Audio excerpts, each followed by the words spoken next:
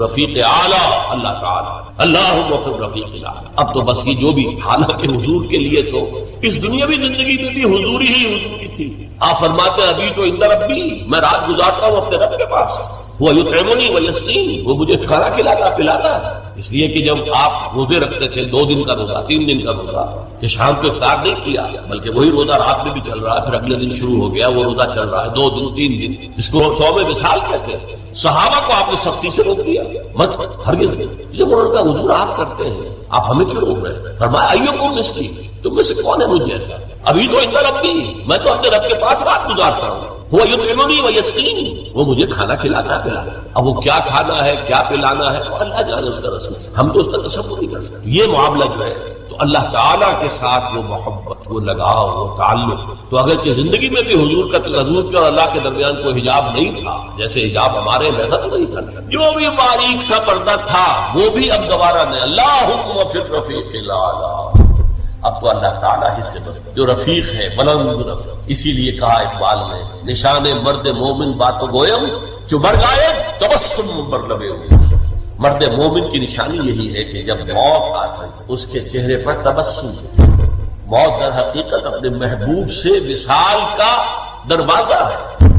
استخارہ ایک بہت اچھا کام ہے. وہ کیا ہے؟ استخارے کے معنی ہے خیر طلب کرنا، اور اس کی یہ دعا ہے جو اللہ تعالیٰ نے، اللہ کے رسول نے سکھائی ہے صحابہ کو. اور صحابہ یہ کہتے ہیں کہ ہمیں اس طرح یہ دعا اللہ کے رسول نے سکھائی جیسے قرآن سکھایا، یعنی اتنی اہمیت کے ساتھ. اس کا مسئلہ کیا ہوتا ہے کہ آپ ایک کام کرنے چلے، ابھی آپ کا دل جو ہے وہ کچھ تذبذب میں ہے کہ یہ کام ٹھیک ہے یا نہیں ہے، اس کا نتیجہ اچھا ہوگا کہ نہیں ہوگا، یہ بیل منڈے چڑھے گی کہ نہیں چڑھے گی. تو اس کو آپ کا جو اندر کا جو تذبذب ہے اس کو ختم کرنے کے لیے دعا کی جاتی ہے کہ اے اللہ میں تیرے علم سے خیر چاہتا ہوں. اللہم انی استخیرک بعلمک واستقدرک بقدرت، اور جو تیری قدرت ہے اسی سے میں چاہتا ہوں کہ بقدرت کچھ حاصل ہو جائے فیصلہ کرنے کے. تو اس کے بعد فرماتے ہیں فإنک تعلم ولا اعلم، تو جانتا ہے میں نہیں جانتا، وتقدر ولا اقدر، اور تجھے قدرت حاصل ہے مجھے نہیں حاصل. اب آیا اصل، اللہم ان کنت تعلم ان ھذا الامر خیر لی فی دینی و معاشی و عاقبت امری.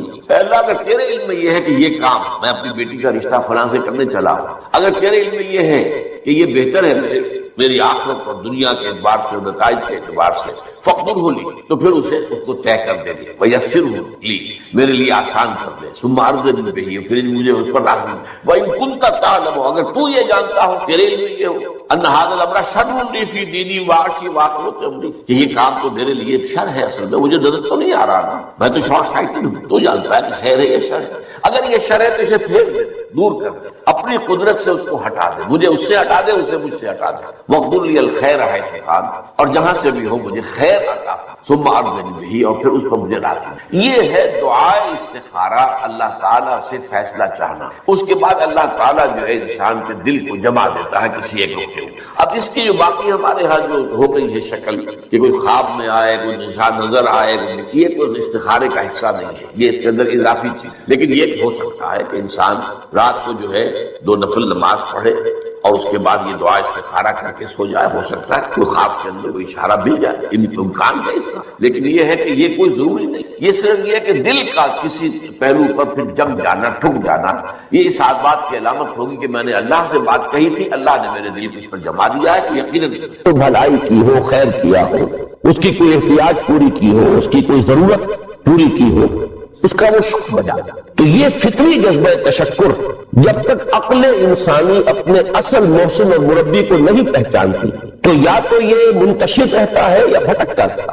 چنانچہ شرک کی جو ساری تاریخ ہے اس کا تجزیہ کریں گے تو بات یہی نظر آئے گی کہ اس جذبہ تشکر میں اپنے علم کی کوتاہی کی وجہ سے، اپنے فہم کی کوتاہی کی وجہ سے مختلف اشیاء کے ساتھ یا مظاہر قدرت کے ساتھ اپنے آپ کو منسلک کر لیے. مثلاً یہ کہ یہ بات غلط نہیں ہے کہ ہماری دنیا کا یہ سارا نظام جو ہے اس میں سورج کی حرارت کو بہت بڑا اثر حاصل ہے. ساری انرجی جو ہمارے پاس ہے اس کی سورس تو اصل میں وہ سولر انرجی ہے. لکڑی بھی آپ جلا کر اگر آگ کے ذریعے سے حرارت حاصل کرتے ہیں تو وہ بھی در حقیقت سورج ہی کی وہ حرارت تھی کہ جو اس لکڑی میں جذب ہوئی ہے، اس نے وہ صورت اختیار کی. فصلوں کو سورج پکاتا ہے، اس کی حرارت جو ہے وہی ان کے پکنے کا ذریعہ. لہذا انسان نے یہ سمجھا کہ ہمارا سب سے بڑا محسن یہ ہے لہذا اس کے آگے ہاتھ جوڑ دیے، اس کو سجدہ کیا، اسے معبود بنا لیا۔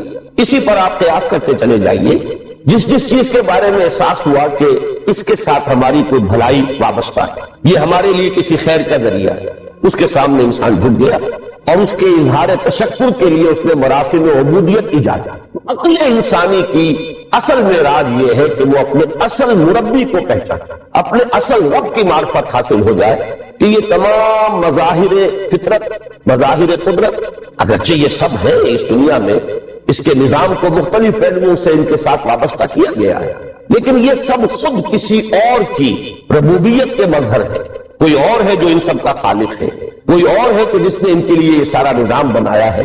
تو ایک ہی چھلانگ میں انسان پھر وہاں پہنچتا ہے اور اپنے اصل رب اور مربی کو پہچان کر اب اپنے پورے جذبہ تشکر کو اس کی ذات کے ساتھ منسلک کرے۔ یہ میں نے خلاصہ عرض کیا آپ کے سامنے سورہ لقمان کے دوسرے رکوع کی اس پہلی آیت کا، جس میں اللہ تعالیٰ نے حضرت لقمان کے حوالے سے حکمت اور حکمت کا جو منطقی اور لازمی نتیجہ ہے دونوں چیزوں کو بیان کر دیا۔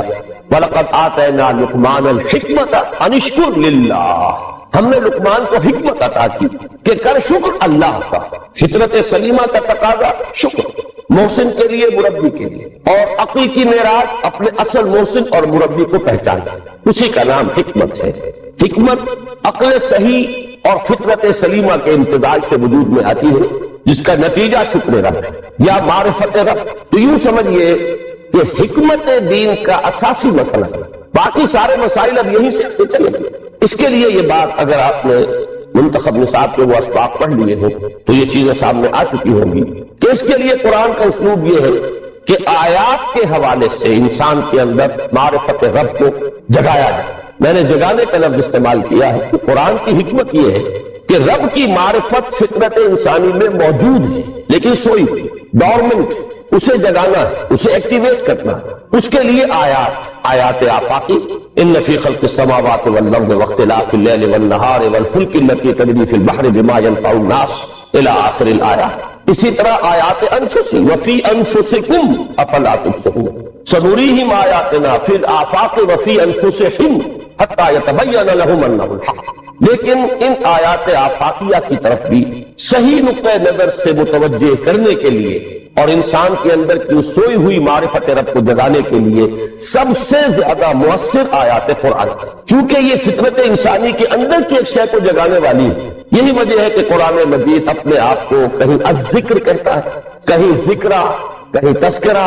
یہ تو یاد دہانی ہے تمہارے اپنے اندر معرفت رب موجود تھی یا موجود ہے، لیکن یا تمہیں اس کا شعور نہ تھا، وہ تمہارے شعور کی سطح پر نہیں آئی تھی، یا یہ کہ آئی تھی لیکن پھر تم اسے بھول گئے، ظہور کے پردے پر گئے۔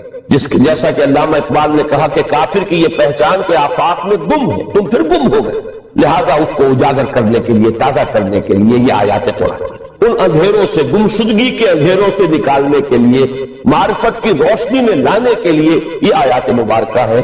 هو الذي ينزل على عبده آیات بینات لیخرجکم من الظلمات الى النور، اندھیروں سے نکال کر روشنی میں لانے کے لیے اللہ نے اپنے بندے پر صلی اللہ علیہ وسلم یہ آیات بینات نازل کی۔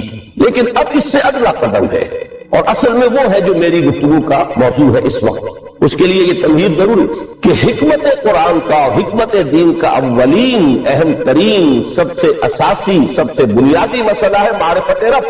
اگر اس مرحلے کو انسان طے کر لے اللہ کے فضل و کرم سے، اسے اللہ کی معرفت بھی حاصل ہو جائے اور اس پر ایمان بھی میسر آ جائے، تو اب اس کے سامنے تین مسئلے ہیں، ان کو اچھی طرح آئیڈینٹیفائی کریں۔ پہلا مسئلہ یہ ہے کہ اس کی فکر صحیح مزید پیش قدمی کرے، آگے بڑھے۔ یہ تو اس کا سٹارٹنگ پوائنٹ تھا، رب کو پہچان لینا۔ ابھی تو اس سے آگے بڑھ کر اس فکر صحیح کو، بڑی بلندیوں کو چھونا، جیسے کہ کلمہ طیبہ کی تمثیل بیان کی گئی قرآن مجید میں، کشجرۃ طیبۃ اصلھا ثابت وفرعھا فی السماء۔ تو فکر انسانی کے لیے وہ اصل ثابت، جمی ہوئی جڑ جو وہ تو ہے معرفت رب۔ لیکن اب یہ فکر ترقی کرے گی، یہ نشو و نما پائے گی، یہ آگے بڑھے گی، اس کی شاخیں یہ آسمانوں سے بات کرے گی، آسمانوں کی بلندیوں کو چھوئے گی۔ تو سب سے پہلا مسئلہ ہے فکر صحیح کی مزید پیش رفت، پیش قدمی۔ دوسرا مسئلہ انسان کا بہت بنیادی، عمل کی درست صحیح عمل. انسان اپنے نفس امارہ سے مغلوب ہو کر یا جذبات کی رو میں بہ کر یا ماحول کے اثرات سے مرعوب ہو کر وہ کسی سے شمار نہیں. چنانچہ اس کی پہلی آیت جو ہے سورہ آل عمران کے آخر رکوع کی، اس میں تو وہی مضمون جو میں بیان کر چکا وہ آیا ہے. ان فی خلق السماوات والارض واختلاف اللیل والنہار لآیات لأولی الالباب. یقیناً آسمان اور زمین کی تخلیق میں اور دن اور رات کے الٹ پھیر میں نشانیاں ہیں ہوش مندوں کے. ان کے ذریعے سے انسانی شعور کے اندر وہ معرفت رب اجاگر ہوگی. وہ پہلا مرحلہ اس نے طے کر لیا، وہ ڈورمنٹ معرفت اب ایکٹیویٹ ہو گئی. اب مزید فکر کا مرحلہ ہے جو اگلی آیت میں آیا ہے، الذین یذکرون اللہ قیاما وقعودا وعلی جنوبہم ویتفکرون فی خلق السماوات ربنا ما خلقت ھذا باطلا سبحانک فقنا عذاب. یعنی تفکر جو ہے یتفکرون فی خلق السماوات والارض، وہ تفکر کرتے ہیں، غور و فکر کرتے ہیں آسمان اور زمین کی تخلیق میں، لیکن اس تفکر کے ساتھ لازماً ذکر اور ذکر مدام، ذکر بھی وہ کہ جو مستقل ہو ہر حالت میں. الذین یذکرون اللہ قیاما وقعودا وعلی جنوبہم، وہ لوگ کہ جو اللہ کو یاد رکھتے ہیں، اللہ کا ذکر کرتے ہیں، کھڑے ہوئے بھی، بیٹھے ہوئے بھی، اور اپنے پہلوؤں کے بل یعنی لیٹے ہوئے. اب ان تین کے سوا تو کوئی پوزیشن انسان کی نہیں ہے. اسی کا نام ہے دوام ذکر. اور اس کے ساتھ اگر وہ تفکر کرتے ہیں تو ان کا فکر اگلی منزل تک پہنچتا ہے. میں اس پر زیادہ بحث اس وقت نہیں کروں گا.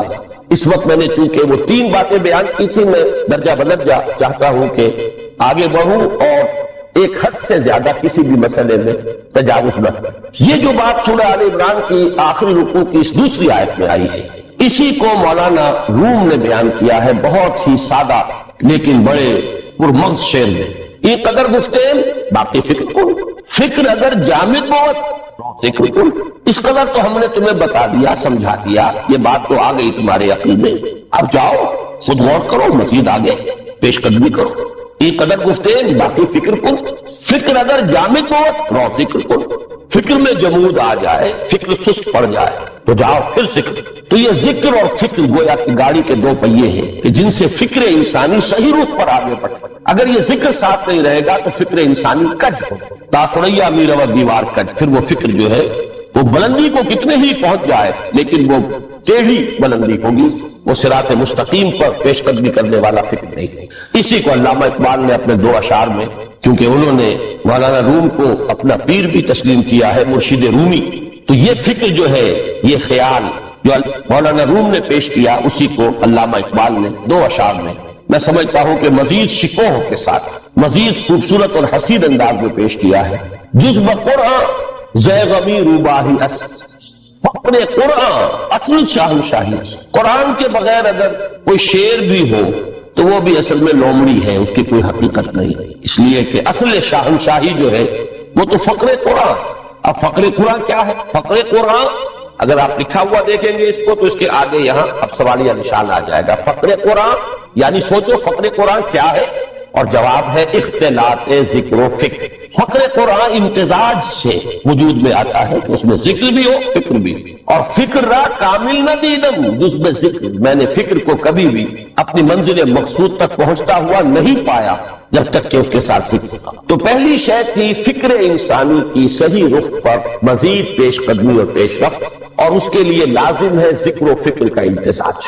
دوسری چیز کو لیجیے عمل کی درستی. اس عمل کی درستی کے لیے اللہ تعالیٰ کے ساتھ ایک گہرے تعلق کی، اس لیے کہ صبر کی بحث میں یہ مضامین شاید آپ کے سامنے آ گئے ہیں کہ صبر جہاں مصیبت پر صبر ہوتا ہے، تکلیف پر صبر ہوتا ہے، اللہ کے احکام پر جمنا یہ بھی صبر ہے، نفس کی خواہشات کی بات کو تھام کر رکھنا، کھینچ کر رکھنا یہ بھی صبر ہے، اور استقامت کسی شے پر قائم رہنا یہ بھی صبر ہے. تو عمل صحیح پر استقامت کے لیے وَاصْبِرْ وَمَا صَبْرُكَ إِلَّا بِاللَّهِ، اس صبر کی سب سے اہم جو بنیاد ہے، اس کا جو سب سے بڑا ذریعہ ہے، اس کا جو سب سے بڑا سہارا، وَمَا صَبْرُكَ إِلَّا بِاللَّهِ، اس کے لیے ضرورت ہے ایک گہرے تعلق کی کہ اللہ کے ساتھ ایک ایسا تعلق برقرار رہے جو نہ صرف گہرا ہو بلکہ دائم و قائم مسلسل.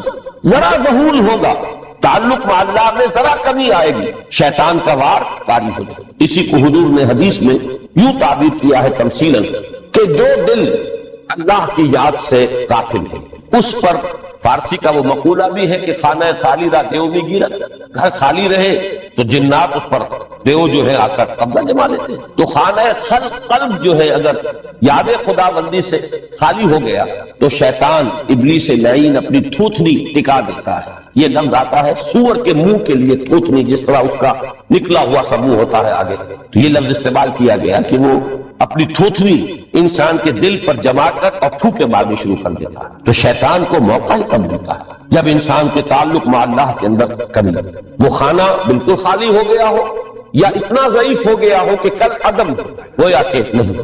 تیسری چیز کی طرف آئیے، روحانی ترقی۔ روحانی ترقی کے لیے میں ایک اصطلاح کے سامنے لا رہا ہوں، اس سے مراد کیا ہے؟ روحانی ترقی کے لیے ہماری دینی اصطلاح ہے تقرب اللہ، اللہ سے قریب تر ہوتے چلے جائیں۔ اس پر میرا ایک کتاب بھی ہے، تقرب اللہ کے دو مدارج، دو درجے، جو در حقیقت ایک حدیث نبوی علیہ الصلوۃ والسلام ہی پر مبنی ہے کہ حضور نے ایک درجہ قرار دیا ہے تقرب بالفرائض، فرائض کے ذریعے سے انسان اللہ کا قرب حاصل، ایک ہے تقرب بالنوافل، نوافل کے ذریعے سے اللہ کا قرب حاصل۔ ان میں کیا نسبت و تناسب ہے، اہمیت کے اعتبار سے کون بڑھ کر ہے، بلندی کے اعتبار سے کون بڑھ کر ہے، یہ تمام مسائل میں نے اپنی اس تقریر میں بیان کیے تھے جو اس کتاب کے میں شائع ہوئی۔ اس وقت میں اس کی تفصیل میں نہیں جا رہا، صرف یہ تذکرہ اس لیے کر رہا ہوں کہ جن کو بھی خواہش ہو جائے اس کا مطالعہ کرے۔ ہماری اس وقت کی گفتگو سے وہ کتاب کا اس جگہ پر منسلک ہوگا۔ تو تقرب اللہ، یہ تقرب کوئی فزیکل فینومینن نہیں ہے، جسمانی یا مادی مسئلہ نہیں ہے۔ اللہ سے قرب یہ نہیں ہے کہ کوئی کروڑوں میل کا فاصلہ ہے، اب ہمیں وہ رسی پر چڑھنا ہے اوپر بڑی محنت اور مشقت سے، فصل تو ہے ہی نہیں، فاصلہ ہے ہی نہیں، بورڈ ہے ہی نہیں۔ نحن اقرب الیہ من حبل الورید، ہم تو انسان سے اس کی شہرگ سے بھی زیادہ قریب۔ ہوا معکم اینما کنتم، وہ تو تمہارے ساتھ ہی ہوتا ہے جہاں کہیں بھی تم ہو، بس صرف یہ کہ تمہاری توجہ نہیں ہوتی، تم اور چیزوں میں مشغول و مصروف رہتے ہو، تم ہماری طرف دھیان ہی نہیں دیتے، تم ہماری طرف متوجہ ہی نہیں ہوتے۔ ہم تو مائل بے کرم ہے، کوئی سائل ہی نہیں، راہ دکھلائے کسی رہنمے منزل ہی نہیں۔ انسان جب متوجہ ہو جاتا ہے اور بڑھتا ہے، آگے پیش قدمی کرتا ہے روحانی اعتبار سے، تو یہ ہے در حقیقت تقرب اللہ، اور یہی اسی کو ہم کہیں گے روحانی ترقی۔ اب ان تین چیزوں کو اگر آپ نے ذہن میں جما لیا، پھر میری بات کی ترتیب اس کو ذہن میں قائم کیجئے۔ ہم چلے کہاں سے کہ دین کے ساتھ اصل مناسبت فلسفے کی نہیں، حکمت۔ نمبر 2، حکمت قرآنی کا پہلا اور اہم ترین اور بنیادی مسئلہ معرفت رب کا حصول، اس کا نتیجہ شکر خدا، اس کا ذریعہ آیات آفاقی، آیات انفسی، اور سب سے بڑھ کر آیات قرآنی، جو الذکر، جو تذکرہ ہے، جو ذکر ہے۔ لیکن اس پہلے مرحلے کو اگر کوئی انسان بفضل ہی تعالی، اللہ کے فضل و کرم سے طے کر لے، اب اس کے سامنے تین فکر کی مزید پیش قدمی صحیح اس پر، اس کے لیے ذکر اور فکر دونوں کا امتزاج، فقر قرآن اختلاط ذکر و فکر۔ الذین یذکرون اللہ قیاما وقعودا وعلی جنوبہم ویتفکرون فی خلق السماوات۔ دوسری شے عمل کا درست رہنا، نہ افراط و تفریط ہو، عدم توازن ہو، نہ انسان نفس سے مغلوب ہو جائے، نہ انسان جذبات کی رو میں اندھا ہو جائے، نہ انسان ماحول سے مرعوب ہو کر متاثر، صحیح رخ پر اس کا عمل۔ نمبر 3، روحانی ترقی، جو اصل حاصل ہے، جو اصل مقصود ہے۔ نمبر 2 چیز کے لیے تعلق مع اللہ ضروری، نمبر 3 کے لیے تقرب اللہ۔ اب غور کیجئے، ان تینوں چیزوں کا بڑا گہرا تعلق ہے نماز، ان تینوں کے لیے ستون کی حیثیت نماز۔ لہذا ایمان کے بعد یا معرفت رب کے بعد حکمت دین کا اہم ترین مسئلہ نماز، صلاۃ، اس لیے کہ ایک طرف یہ انسان کو اللہ کے ساتھ ایک گہرے تعلق کا ذریعہ فراہم کرتا ہے، اپنے تمام مصروفیات میں سے، ان مشغولیتوں میں جن میں گم ہونے کا خدشہ ہو، نکلو۔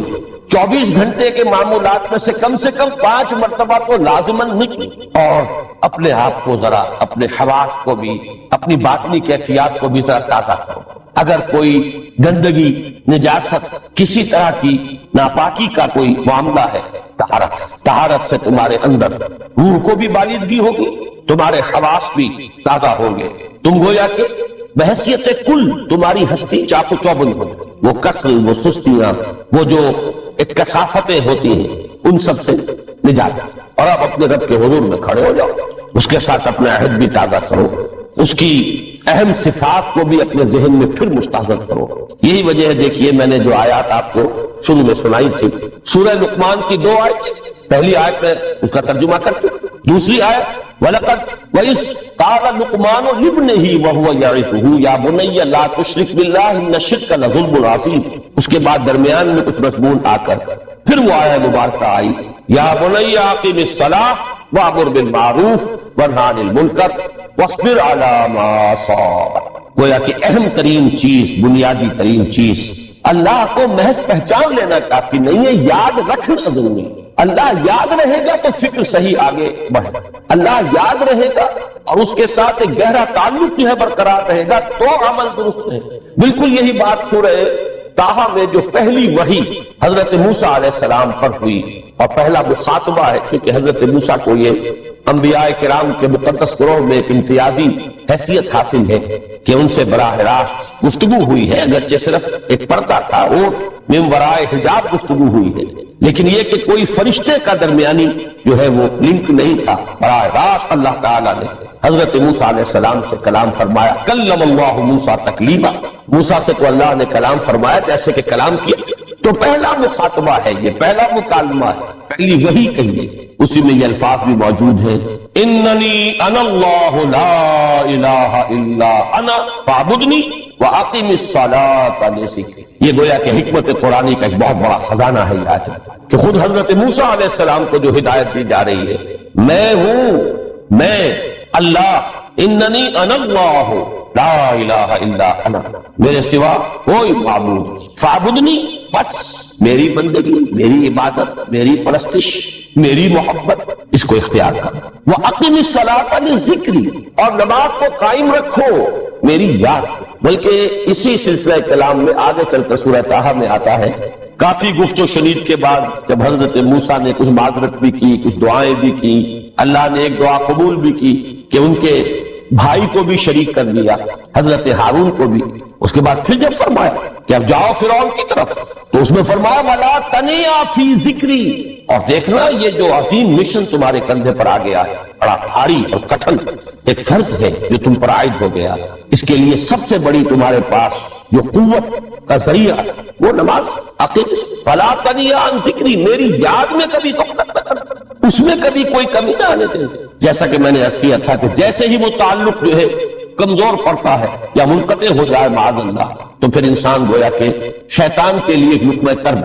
اب آپ غور کیجئے، تیسری شے تقرب اللہ، اس کے حوالے سے بھی جو فرائض اور نوافل کی بات ہے اس کو اس وقت ذہن سے نکال کر یہ سمجھیے کہ اس میں نماز کا کیا مقام ہے، اس لیے کہ نماز فرض بھی ہے، نماز نفل بھی ہے، وہ تو دونوں میں شریک ہو جائے۔ اب اس کو لفظ صلاۃ کے حوالے سے آپ ان دونوں چیزوں کو سمجھیں، صاد لام واو یا یہ چونکہ حروف علت ایک دوسرے سے بدلتے رہتے ہیں، یہ جو مادہ ہے اس کی جو خالص لغوی اصل ہے، جو خالص عربی زبان میں اس کا بنیادی مفہوم ہے، وہ آگ جلانا یا آگ تاپنا یا آگ سینکنا، حرارت حاصل، لہذا بار بار آتا ہے جہنم کے ذکر میں، اسلوہا، اب جلو اس میں، تاپو اس کو، یہ سینکے گی تمہیں۔ بلکہ تسقلون کا لفظ آیا ہے حضرت موسیٰ کے کلام میں، جب وہ گئے تھے کوہ طور پر، جب پہنچ گئے تو تھے آگ کی تلاش میں، لعلکم تسقلون، تو اپنے اہل خانہ سے یہی کہا تھا کہ مجھے کہیں وہ روشنی نظر آ رہی ہے، غالباً کوئی وہاں سے آگ مل سکے گی، ورنہ یہ کہ کوئی رہنمائی کو رستہ مجھے مل سکے گا، میں وہ آگ لے آؤں گا، کوئی چنگاری وہاں سے لے آؤں، لعلکم تسقلون، تاکہ تم، اب یہ اصطلاح در حقیقت باب افتعال ہے، اور یہ تے یہاں پر کوئے کی شکل اختیار کر گئی، تا نے توبن کی صورت اختیار کی، سواد کی وجہ سے۔ بہرحال اس کا سب سے بنیادی مفہوم جو ہے وہ ہے تاپنا، سکائی حاصل کرنا، حرارت۔ اس کے حوالے سے سمجھ لیجئے کہ سب سے بنیادی تعلق اس کا جو ہے وہ روح کے ساتھ۔ روح میں محبت خداوندی کی آگ اگر ٹھنڈی پڑ گئی، اگر محبت خداوندی کی حرارت میں کمی ہو گئی، تو اس کو اثر نو، جس کو کہ میں آج سوچ رہا تھا تو ایک لفظ ذہن میں آیا کہ جیسے بیٹری اس کو ریچارج کیا جاتا ہے، اسی طریقے سے روح کے اندر محبت خداوندی کی اس حرارت کو اثر نو تازہ کرنا، یہ ہے در حقیقت نماز کا اصل۔ اس لیے کہ اس لفظ کا بنیادی مفہوم، اصل لغوی مفہوم یہ، اگرچہ اس کا سب سے زیادہ کثرت سے جو استعمال ہوتا ہے، اور لفظ صلاۃ جس سے در حقیقت جس تصور پر مبنی ہے وہ ہے اقدام، کسی کی طرف متوجہ ہونا اور پھر دعا. صلاۃ کا سب سے قریبی مفہوم لفظی جب بیان کیا جائے گا اس سے مراد اس کے معنی تو دعا اس میں اہم ترین. کسی کی طرف توجہ کرنا، مناجات کرنا، گفتگو کرنا، مخاطبہ، مکالمہ، دعا، یہ در حقیقت صلاۃ کا سب سے بڑا اصطلاحی مفہوم ہے. لیکن جو اس کا مادہ ہے صاد لام واو یا صاد لام یا، اس کا اصل مفہوم جو ہے وہ تاپنا، حرارت حاصل کرنا. تو ان دونوں کے حوالے سے عرض کرتا ہوں وہ تاپنا اور حرارت حاصل کرنا وہ ہے روح کے اعتبار سے. وہ جو کہا اقبال نے کہ مجھے عشق کی آگ اندھیر ہے مسلمان نہیں راستہ ٹھیر. یہ عشق کی آگ جب بجھ جاتی ہے در حقیقت یہی تو انسان کی روحانی موت ہے. یہ اب یہ نہ رہے تو چاہے منطق میں بہت انسان ماہر ہو. مجھے اقبال کا ایک شعر یاد آیا تقابل کرتے ہوئے، ایک انسان محکوم اور ایک انسان حر آزاد انسان، ان کی نفسیات میں جو بنیادی فرق علامہ اقبال نے مختلف مواقع پر بیان کیے ہیں. محکوم ہے بیگانہ اخلاص و مروت، ہر چند کے منطق کی دلیلوں میں ہے چالاک. تو منطق کی دلیلوں میں انسان چالاک ہو جائے اور وہ لغت ہائے حجازی کا وہ ایک خزانہ بن، اسے تمام الفاظ کے معنی یاد ہو، وہ بڑے مسائل فقہ کے اسے ازبر ہو، جزیات بے انتہا جزیات جو ہیں وہ مستحضر ہو، فلسفے کے بڑے بڑے مسئلے اس نے حل کر لیے ہیں. لیکن اگر روح میں وہ اللہ کی محبت کی آگ نہیں ہے، وہ تپش نہیں. مجھے عشق کی آگ اندھیر ہے مسلمان نہیں راستہ ہے. اسی کے حوالے سے آج مجھے یاد آیا تھا کہ وہ جو بڑی سادہ سی ایک نظم ہے اللہ تعالیٰ سے دعا یا رب دل مسلم کو وہ زندہ تمنا دے، اس میں بھی جو الفاظ آئے جو روح کو گرما دے اور قلب کو ترک، یہ ہے اصل جو مقصود ہے نماز. اور یہی وہ چیز ہے جیسا کہ میں نے عرض کیا تھا کہ نگاہوں سے یہ پہلو سامنے ہے کہ نہیں، دوسرا پہلو سامنے ہے اور وہ بھی میرے نزدیک بہت اہم ہے، بہت بنیادی ہے، اس میں کوئی شک نہیں. لیکن یہ ہے بلند ترین مطلب کہ تقرب الی اللہ، اس کے لیے در حقیقت یہ کس لیے درکار ہے؟ روح کے اندر عشق کی حرارت اور گرمی تازہ. بسا اوقات یہ اندر دب جاتی ہے، جیسے انگارہ ہوتا ہے آگ کا، اس کے اوپر خاک اور راکھ آ جاتی ہے، اندر کچھ ہوتی ہے. آگ دبی ہوئی سمجھ، آگ بجھی ہوئی نہ جان، اس دبی ہوئی آگ کو پھر ایک شعلہ بنانا، پھر اس کے اندر ایک حیات تازہ پیدا کرنا. یہ ہے نماز کا اہم ترین اور بلند ترین مقصد. لیکن اس کے ساتھ ہی اس نماز میں ذکر ہونا، اس کا یہ ذکر ہے. اور ذکر کی جب میں فہرست بیان کیا کرتا ہوں بہت سے حضرات کے سامنے ہوگا کہ ذکر کا در حقیقت مفہوم ہے استحضار اللہ فی القلب. ہمارے ہاں غلطی سے جو ذرائع ذکر ہے انہیں ذکر قرار دے دیں. نماز ذکر نہیں ہے، نماز ذکر کا ذریعہ. اقیم الصلاۃ لذکری، نماز قائم کرو میرے ذکر کے لیے. یہ اللہ اللہ کہنا یا ادعیہ معصورہ جو حضور صلی اللہ علیہ وسلم کی مشہور دعائیں ہیں، انہیں اپنے تمام معمولات دنیاوی کے ساتھ ساتھ ان دعاؤں کو بھی انسان پڑھتا رہے، اللہ سے دعا کرتا رہے. یہ تمام ذرائع ذکر، سبحان اللہ الحمدللہ الحمدللہ، اس کا آپ ورد کیجئے، یہ ذریعہ ذکر. حقیقت میں ذکر ہے استحضار اللہ فی القلب، اللہ کو دل میں لے آنا، اللہ کو دل میں حاضر کر لینا. اصل میں تو ترجمہ ہوگا لیکن حاضر جاننا، یہ کیفیت جو ہے انسان کو حاصل ہے. اب اس کے حوالے سے ذرا بات سمجھیے کہ ایک تو میں عرض کر چکا ہوں مجسم ذکر تو قرآن، لہذا ذکر کی فہرست جب آپ کریں گے ذرائع ذکر تو ان میں سب سے پہلے قرآن ہے، اس لیے کہ وہ ہماری حکمت کے پہلے مسئلے کو حل کرتا ہے، بنیادی مسئلہ، اہم ترین مسئلہ. دوسرے نمبر پر ذکر جو ہے، اب اس کے لیے کچھ اصطلاحات جو میرے مختلف دروس میں شاید آپ کے سامنے بعد میں آئیں یا پہلی آ چکی ہو، ان کے حوالے سے میری بات سمجھیں. ایک ذکر غیابی ہے، تھرڈ پرسن میں، صیغہ غائب میں اللہ کی یاد، اللہ اکبر اللہ اکبر اللہ اکبر. ابھی اللہ اکبر جو ہے یہ جملہ ہے اسمیہ خبریہ ہے، ایک حقیقت کی تکرار آپ کر رہے ہیں، اللہ سب سے بڑا ہے، اللہ سب سے بڑا ہے، سبحان اللہ سبحان اللہ سبحان اللہ. یہ در حقیقت ذکر غیابی ہے کہ آپ اس میں مخاطب نہیں ہیں اللہ سے. ایک ذکر خطابی کہیں یا ذکر حضوری کہیں جس میں مکالمہ، جس میں گفتگو ہوتی ہے. تو نماز در حقیقت ذکر حضوری اور ذکر خطابی کی بلند ترین شکل. اس لیے میں نے عرض کیا تھا کہ نماز کے لفظ یا صلاۃ کے لفظ یہ اصطلاحی معنی جو اکثر و بیشتر کیے جاتے ہیں وہ ہے دعا. اور دعا میں ہوتا کیا ہے؟ مخاطبہ ہے، مخاطب ہے اللہ، ہے تیرے رب، ہے پروردگار. پھر یہ کہ اس میں اقدام اور کسی کی طرف متوجہ ہونا. یہی وجہ ہے کہ افتتاح صلاۃ نماز کو شروع کرنے کے لیے ایک تو وہ الفاظ جو قرآن مجید میں آئے ہیں انی وجہت وجہی للذی فطر السماوات والارض حنیفا وما انا من المشرکین، یہ ہے توجہ کا ارتکاز، بشرطے کہ یہ صرف الفاظ ہی نہ نکل رہے ہوں، واقعتاً یہ تعبیر ہو اس وقت کی انسان کی نفسیاتی کیفیت کہ شعوری طور پر وہ فیصلہ کرتا ہے کہ میں منقطع ہو رہا ہوں، ہر چہار طرف سے اپنی توجہ کو ہٹا کر، ہر مسئلے سے اپنے آپ کو خالی و ذہن کر کے، یعنی ظاہری اور باطنی دونوں اعتبار سے میں اپنی توجہ کا ارتکاز کر رہا ہوں اس ذات کی طرف جس نے آسمانوں اور زمین کو پیدا کیا اور بالکل یکسو ہو کر دو جگہ یہی ترتیب سورہ آل عمران میں فرمایا لقد من اللہ علی المؤمنین اذ بعث فیہم رسولا من انفسہم یتلو علیہم آیاتہ ویزکیہم ویعلمہم الکتاب والحکمہ۔ اسی طریقے سے سورہ جمعہ میں آیا هو الذی بعث فی الامیین رسولا منہم یتلو علیہم آیاتہ ویزکیہم ویعلمہم الکتاب والحکمہ۔ معلوم ہوا کہ تزکیہ مقدم ہے تعلیم کتاب و حکمت۔ اگر تزکیہ نہیں ہوا اور تعلیم کتاب و حکمت ہو رہی ہے تو اس سے انسان دنیا کمائے گا، دھوس جمائے گا، لوگوں میں اپنے علم کا جو ہے وہ شہرہ چاہے گا، کہا جائے کہ عالم بہت بڑا عالم ہے، یہ اس کا مطلوب یہ ہوگا، آخرت میں اس کے حصے میں کچھ نہیں آئے گا جب تک کہ در حقیقت اس کی سوچ کا، اس کی نیت کا، اس کے ارادوں کا تزکیہ نہ ہو گیا۔ اور وہ تزکیہ جو ہے کس سے ہوتا ہے؟ تلاوت آیات سے، اسی قرآن کے ذریعے سے یتلو علیہم آیاتہ۔ اگر ان تلاوت آیات کے ذریعے سے انسان کے ذہن میں ایمان کا بیج پڑ گیا ہے، ایمان بالآخرہ، اس کی اپنی پوری حقیقت جو ہے اس میں اجاگر ہو گئی ہے، اب نیت درست ہو جائے گی۔ اب جب پڑھے گا تو اب اس کا تعلیم کتاب و حکمت جو ہے اس کا صحیح محل اور مقام ہو جائے گا۔ ورنہ کتنے بڑے بڑے مستشرقین ہیں، اتنی اونچی اونچی کتابیں لکھ دی ہیں، اتنے بڑے بڑے مضامین کے انڈیکس تیار کر دیے ہیں کہ مسلمان جو ہے اس دور کے جو ہمارے علماء ہیں وہ تو واقعہ یہ ہے کہ ان کے آس پاس بھی آنے کے قابل نہیں۔ بھول جائیے اس دور کو جب کہ کوئی 50 اور 300 جلدوں کے اندر تفسیریں لکھا کرتے تھے۔ آج کے ہاں تو وہ محنت نہیں ہے، جتنی مستشرقین محنت کرتے ہیں اتنی ہمارے علماء کے اندر اس وقت محنت کا مادہ نہیں ہے۔ پھر انہیں ملتا کیا ہے؟ کچھ بھی نہیں ملتا۔ سب کچھ پڑھا، عربی پڑھی، اور وہ پوری جو ہے وہ دیوان، ان کو بھی جو دیوان جاہلی جو ہے انہیں بھی حفظ ہے، لیکن ہاتھ پلے کچھ نہیں آتا۔ یہ کہ نیت درست، بات جو ہے وہ صحیح ہوئی نہیں، دل کے اندر جو ہے وہ کچھ نہیں اتر رہا، صرف یہ دماغ کا ایک عمل ہے، ایک صرف ایک دلچسپی ہے